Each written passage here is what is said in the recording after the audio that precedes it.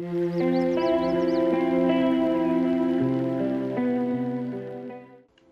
day in late 2024, I couldn't get out of bed, and I stayed in bed for 3 days. Not because I was ill or sick or infirmed, but because I had nothing left in terms of capacity. I hit a wall that I quite frankly did not know was coming. Welcome back. This is the final video in the series that I've called 20 Things I Wish I Knew About Perimenopause Before It Started. If you're just joining us, I would recommend that you start with the first 3 videos in this series. The links are available for you in the caption. In today's video, I'm going to end with the symptoms or the things that are hiding in plain sight. The symptoms that look like the most ordinary things and typically get explained away, but they actually have a hormonal story that lies underneath. So let's get straight into it. So the first thing, oh boy, is sleep, right?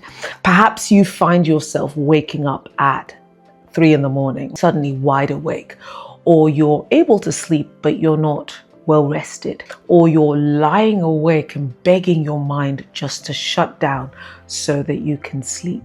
Many women would file this under stress arising from having so many things to do, wearing so many hats, doing so many things.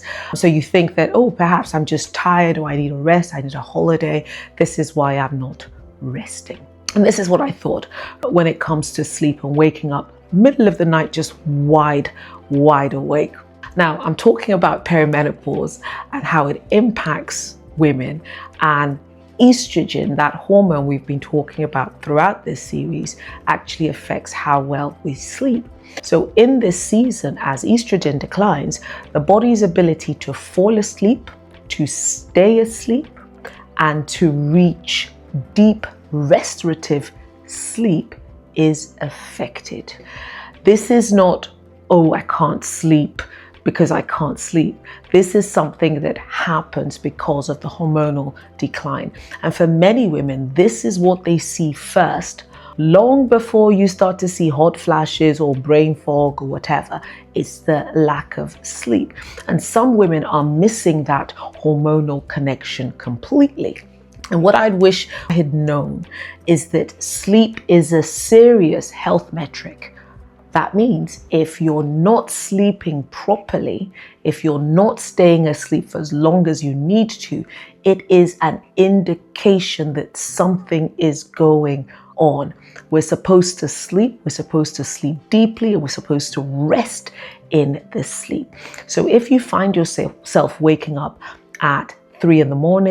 or not sleeping as well as you should, and you are sort of in this time frame of perimenopause, so late 30s, early 40s, then it's something for you to think about, that there could be a hormonal element to why you're not sleeping.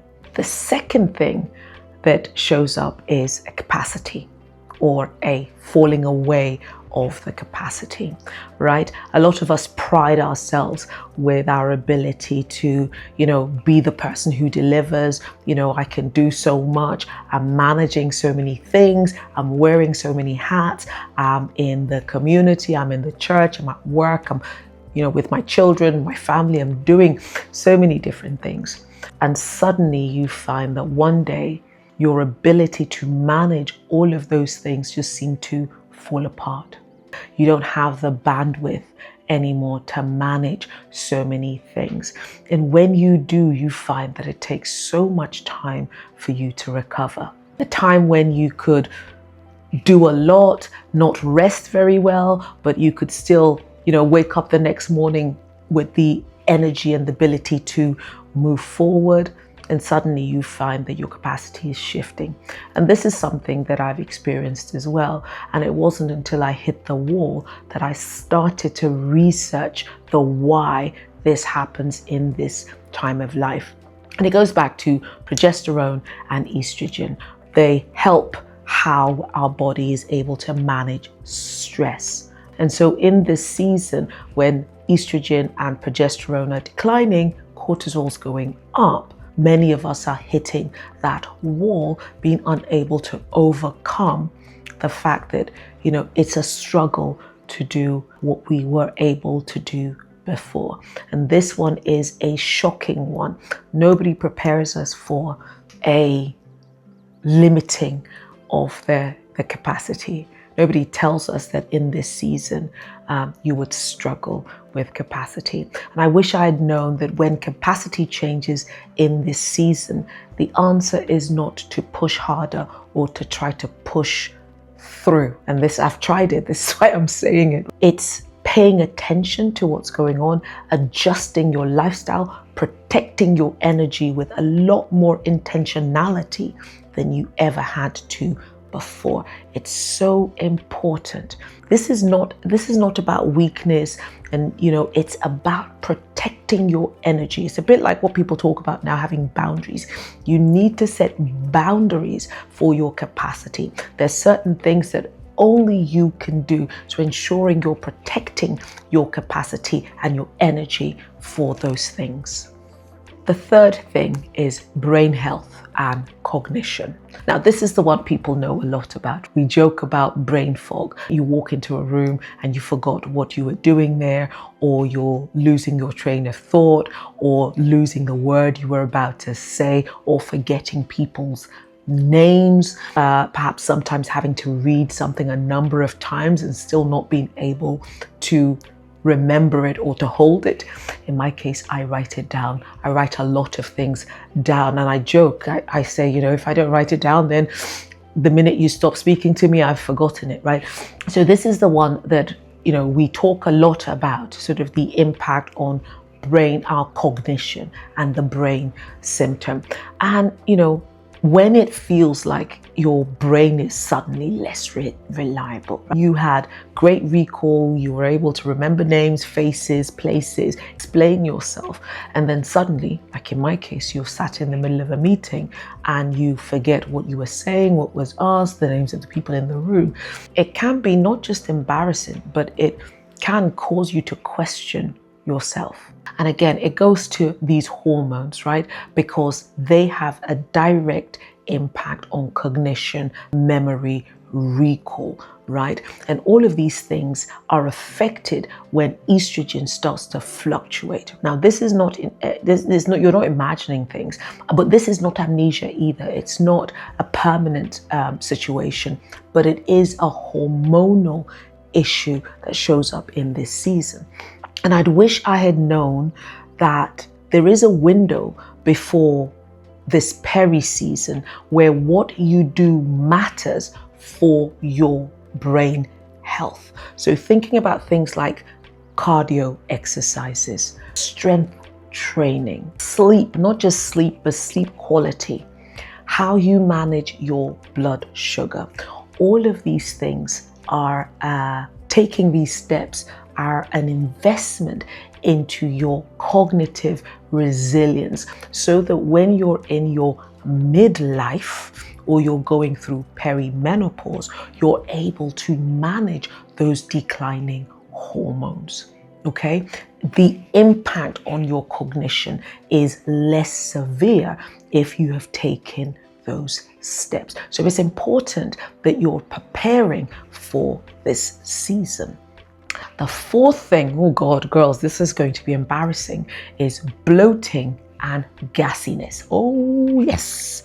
Sometimes you think, please don't walk downwind of me, right? Yeah, it does happen in this season. It's one of the embarrassing symptoms where the bloating, that's sort of not so embarrassing, but there is an impact on digestion. It just seems like it's your digestive system is a lot slower than it used to be. But in addition to that, you just find that you have a sip of water, it's suddenly gassy. It is crazy. I have people telling me that it seems like they're reacting to, they suddenly have either they're bloating or they're gassy from foods that they'd been able to eat without any issue, right? It's like the gut and the gut biomes have suddenly become really unpredictable overnight. So bloating, sometimes it just feels like it's so tight around the stomach, and the gassiness. I mean, I joke with my girlfriends around this, but it's like, it is what it is, right? It's something that happens, and it doesn't, for some people, it doesn't even matter what you're eating. It's just something that's going on. And again, I tie this back to the biology of everything that's going on. Estrogen, progesterone, they actually, I'm learning that they actually influence how the digestive system moves and how it processes food. So if that's the case, as these hormones shift, digestion can slow down, leading to bloating, leading to increased gas production. Again, don't stay downwind, right? And perhaps the gut becomes more reactive, okay? And so for some, it's not what you're eating, right? You could have maintained the same diet that you've always had, but suddenly your hormones are changing or declining, and that's having an impact on your gut health and your bloating. And I wish I had known that, noticing changes in the digestion, especially when the diet hasn't changed, that there could be a hormonal connection or a hormonal link that's worth exploring. Please take your prebiotics and your probiotics, but also think about, could there be a link to perimenopause? Because these are some of the symptoms that people say that they experience in this season. The fifth thing, which is our final thing in this series, is tied almost to the last, is changes in gut health and digestion. So I spoke about gassiness and bloating, but now I'm speaking about gut health. So beyond bloating and beyond the gassiness, some people also experience a different kind of change to their gut health, right? And in some cases, they're finding that there's an increased sensitivity to different types of foods. So I was speaking to somebody who suddenly was sharing a story with me, how she suddenly had a hive reaction. She had a meal she normally would eat, and she suddenly felt herself reacting to something in the meal. Now, of course, she had known allergies. It took several tests to find out that she had developed a sudden allergic reaction to raspberries. She did not have allergies to raspberries previously. And so what people are finding, what people are sharing, is that in this season of life, there can be a link to developing food sensitivities, becoming allergic to foods, or being more sensitive to foods that you typically not have been sensitive to. And again, I ask, well, why?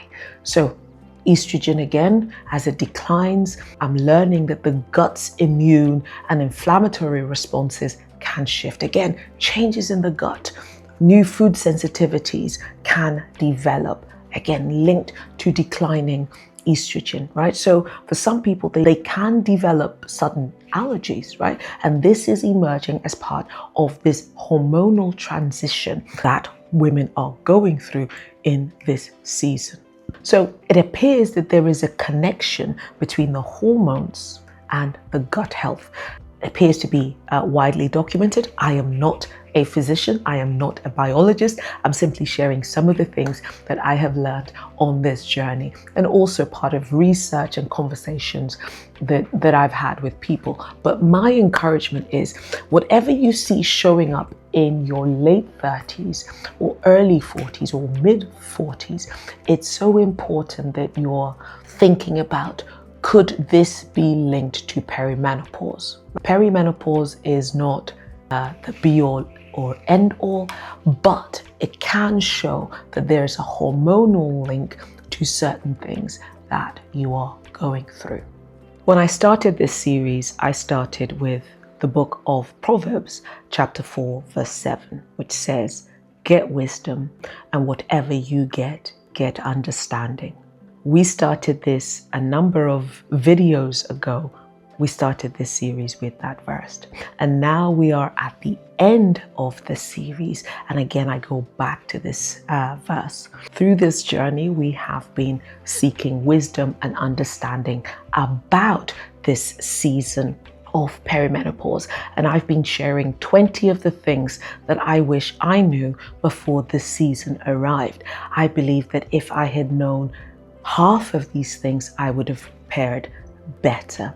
I would have had sort of more understanding. I know what I would have done with my body in terms of, remaining exercise, hydration, looking after my gut health, thinking about the link between changes that were showing up and potentially the hormones that were declining. Okay, and so I've spent this time talking with you about some of the things that I've learned through my conversations, and hoping that you have more of a language to express what you have been carrying, express what you've been feeling, noting down some of the things that you're seeing.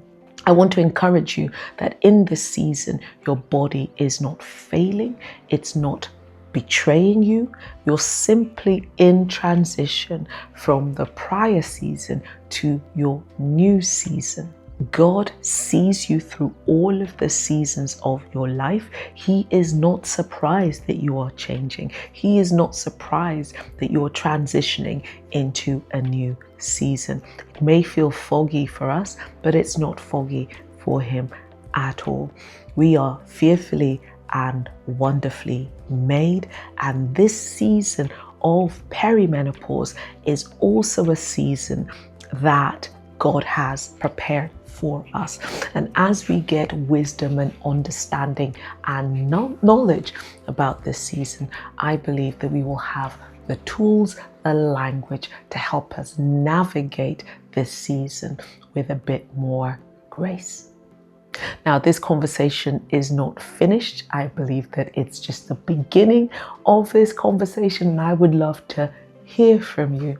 So, questions, comments, emails, I welcome all of that. So please send an email. The email address is in the bio. Put a comment in the comment section.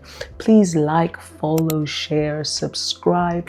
Talk about this to your friends, your sisters, your wives, any female, any woman that you know who's going through this season. Finally, I have a newsletter that I send out every Monday. It's also called Faith in the Fog. And if you would like to receive this newsletter from me, there's a link to how you subscribe also in the bio. I'll see you in the next video.